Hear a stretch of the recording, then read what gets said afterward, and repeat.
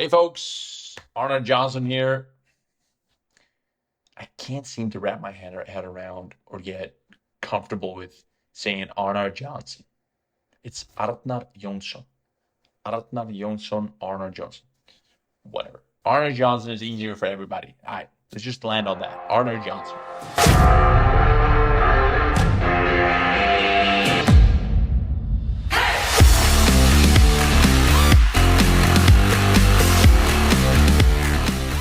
Anywho, we got a new video today, like you saw on the thumbnail, and in the title. We are going to react to PBA bowlers rage or PBA bowlers getting angry. I think it's gonna be a good one. Yeah, we're gonna react to five different five different scenarios. Obviously Pete Weber's in there. Before we jump into the video, I just wanted to tell you that I just dropped my new merch. Bowling is 80% mental and 20% physical. And of course, win in your mind first and the pins will follow. T-shirt. Boom! I'm gonna put the link in the description to these shirts. They come in all different colors. This is military green. I have a blue one and a black one as well. Awesome t-shirts. Actually can't remember the price of them, but I'm gonna put the link in the description. Go check them out. Get yours. And I'm gonna have more merch coming soon. Caps, more t-shirts. Everything is coming, guys. So check that out. Check this video out. Hope you like it. And let's roll the video. Angriest moments in PBA history. Yes, sir. Video to date, so clearly many people enjoy watching bowlers get extremely angry on TV, which is why I thought I'd do a part 2 video where we look at some more very angry PBA bowlers. There are some extremely familiar faces in this video, such as Chris Barnes and of course Pete Weber. So without further ado, let's look at some more angry bowling moments. Number 1, Marshall Holman. It was 19.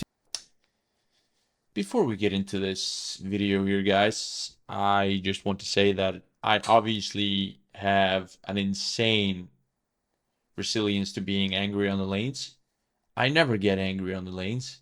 I always behave and calm and nice and count to 10 before I do something stupid. Now, with that being said, let's get back to the video. 1980, and Marshall Holman was playing in a PBA doubles match. His partner was Mark Roth, and they were bowling in the championship match against Tommy Hudson and Pete Couture. It was right at the end of the match in the 10th frame. It was extremely close. The hair was just so much better back then. Look at their hair. It's phenomenal. Holman stepped up in the 10th frame and went light, only knocking down 6 pins and leaving the bucket. Marshall was not happy with the result of this shot, to say the least. Okay, sorry guys, terrible timing of that pause, but did you see the man slide?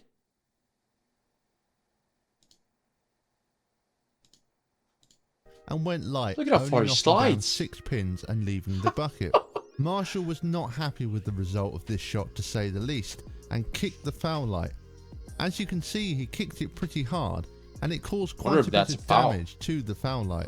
One of his opponents, Tommy Hudson, seemed like he wanted to protest this shot, as he believed it should have been a foul, but the protest was withdrawn. Marshall managed to make the spare, but it was not enough, and himself and Mark Roth ended up losing the match by just 2 pins. This outburst ended up to be quite costly for Marshall, as he received both a $2,500 fine and a 10 tournament suspension. Number 2, Pete Weber. Next up, it was $2,500 in fine. That's my monthly salary. Well, now you guys know what I make a month. That's why I'm doing YouTube, to get rich and famous. So subscribe to my channel and help me do that, guys, please. Okay, back to the video. It will come as no surprise that we have Pete Weber on this list.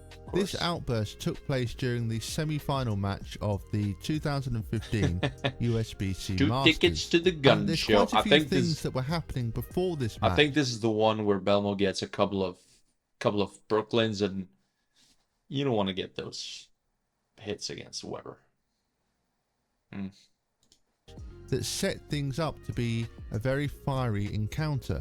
Firstly, although Weber held the joint record for most major wins of all time, he had never won the USBC Masters, so he was looking to do so during this telecast. He had won all the other majors, so a win would have given him what is known as the Super Slam. He also defeated Belmonte in the 2013 Tournaments of Champions in the title match, so Belmonte certainly would have been looking for some revenge. Belmonte also made some comments about Weber during the week leading up to the TV finals, and Belmonte was the defending champion, which would have given Weber an added incentive. I think Weber, if I remember this correctly, Weber was constantly complaining about the approaches on the right lane. I think they were sticky or something, and he was constantly complaining about it. Plus, the hits that Belmo was getting. For wanting to take Belmo down in the semi-finals. So you can see there are quite a lot of storylines and a few things that really set the stage for this encounter. During the match, Weber started to complain several times that Belmonte's towel was on his bowling balls. He made a comment which seemed like it was directed to the tournament director. Shot in terms of carry. Here he goes. I don't want his towel on the ball return. I don't want stuff off his towel on my ball. Imagine. There's that mixer again. It's been his best, most reliable hit today. That's the all business Weber. He's just such Belmo a goat. kept leaving his towel on top of Weber's ball until eventually he was asked not to do so. Then Pete had another outburst when Belmonte threw a Brooklyn strike. Weber threw his sunglasses on the floor and they appeared to break, and then he made this. Imagine going to the tournament director. Like, you can't just be any bowler and go to the tournament director and tell him, I don't want his towel on my ball. That, like, you can argue against, you can say that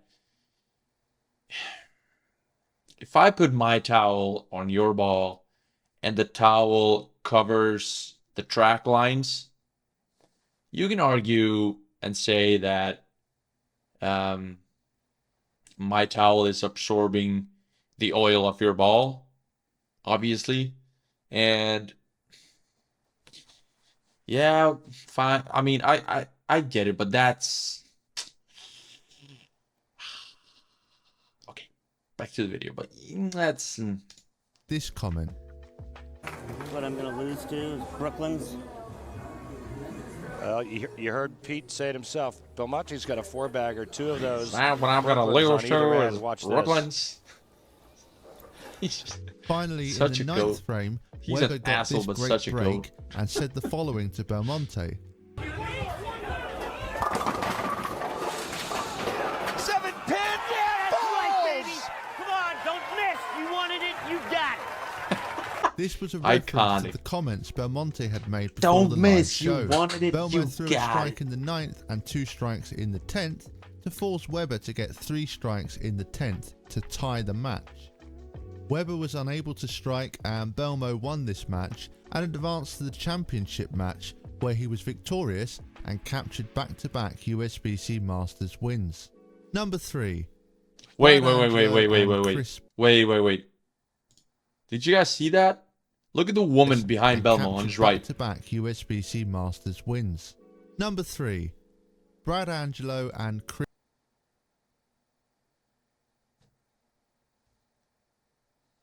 That has to be his wife, right? Back-to-back USBC Masters wins. Number 3. I can't tell if that was if that's his wife. That's damn it.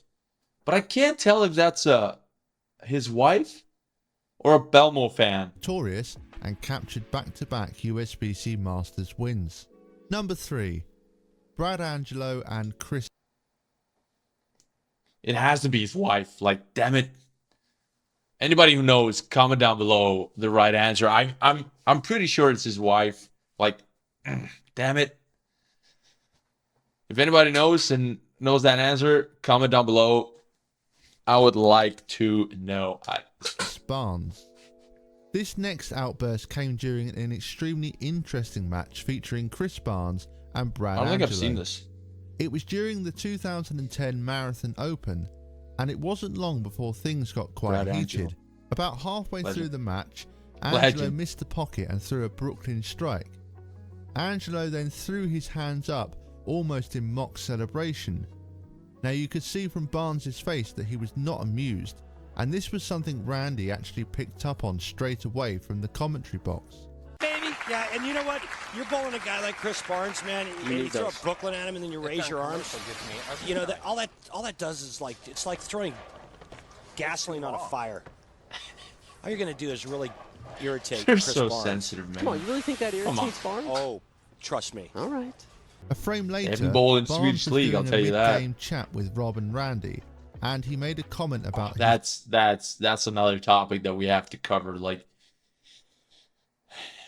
I kind of have to like record a whole Swedish League match. Of course, I'm gonna record one of our matches, but I have to like, it can't be like any match. I have to like find a good like opponent that's gonna. Yeah, I'll figure something out. I want to record. I want to record a whole Swedish League match and react to that like we're doing now. You guys are gonna love that. All right, back to the video. his last shot, saying, "At least it didn't go Brooklyn." A little bit of humidity in the air is not there now, and so I just need a heel that stopped a little quicker. And how did it work out for you? I know you got a strike, but I mean, did it feel good for you? Yeah, so far so good. It didn't go Brooklyn. I guess it was all right. You got to bring up the Brooklyn. Thanks, bud. You're Oh, right. I know, God. Randy. I know. I can't believe you would question me. I'm smarter than that. You're Hey, right. you gotta love the heat. Barnes clearly wasn't happy that Angelo had got lucky by throwing a Brooklyn strike, and did not seem to appreciate the way Angelo appeared to celebrate the result. This fired Angelo up instantly, and when he threw his next strike, he yelled the following over to Barnes.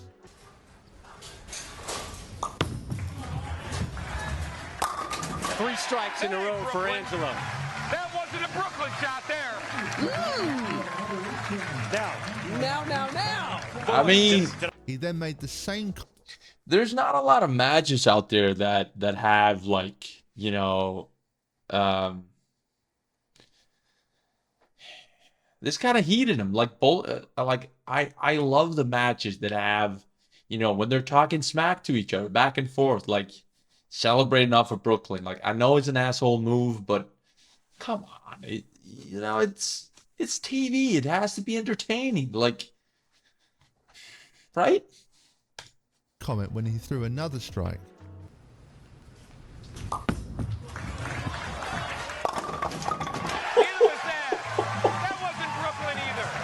Oh my God, that guy's. Brad was fired up. No, it was right. It wasn't Brooklyn. It was a Now, pretty Barnes lucky was clearly break, but it trying wasn't to play Brooklyn. some mind games with Angelo, but it actually completely backfired on Barnes. And the outbursts that we saw from Angelo really spurred him on and allowed him to defeat Barnes to move on to the next match. It was great to see Angelo get fired up and see the two players trade verbal blows. Number 4. Weber's F-bomb. Now this final You know, outburst before we get into Weber's F-bomb, sometimes everything you need is something to get fired up. Like, Brad Angelo raised his hands when he got a Brooklyn. Okay, that was a little bit, I don't know if it was over the line. I liked it. I like that kind of stuff, but you know, I know it's like you got to pick your moments, but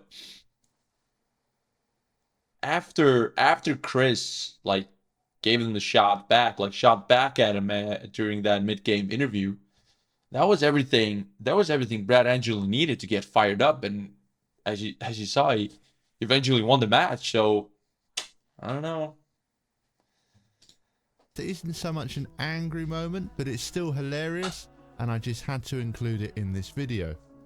It once again features Pete Weber. Weber's F. Weber announced his retirement from the main PBA Tour in 2021, and just after this announcement he gave an interview on one of the live telecasts, and you can hear Pete being asked what he thought his best win ever was, and Pete responds by saying he believed that his Tournament of Champions win in 1987 was his best. But he then went on to talk about his infamous US Open win in 2012.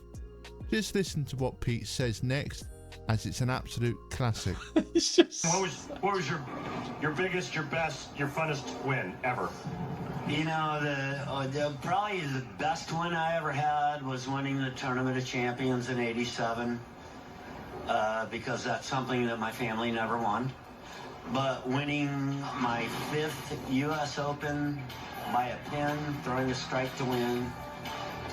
Who do you think you are? I am, and that's fucking right, I am. Sorry, I just had to say that. So there we have it. I haven't heard this. This is during an interview. Pin, throwing a strike to win. Who do you think you are? I am, and that's fucking right, I am. Sorry. I just had to say that. And total silence for Randy. Classic. Oh, that was our first reaction to angry professionals, and I think there's a bunch of these videos online. So I mean, tell me if you guys like this kind of video, and if you like me to react to something else, and if you like this kind of reaction videos.